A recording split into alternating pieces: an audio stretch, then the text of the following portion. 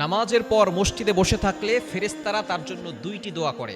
আমরা তো মসজিদ থেকে তাড়াতাড়ি বের হওয়ার জন্য কত ধরনের চিন্তা ভাবনা করি। মসজিদে একটু বসবেন, এই মসজিদ হচ্ছে আল্লাহর ঘর, সেখানে থাকলে ফেরেশতারা আপনার জন্য দোয়া করবে। নামাজ পড়ে কিছু সময় বসবেন, একটু জিকির আজকার করবেন, তাহলে ফেরেশতারা দুইটি দোয়া করবে। এক নাম্বার হচ্ছে ফেরেশতারা আল্লাহকে বলবে, আল্লাহুম্মা সল্লি আলাই, আয় আল্লাহ এই বান্দাকে তুমি শান্তি দাও, এই বান্দার অন্তরটাকে প্রশান্ত করে দাও।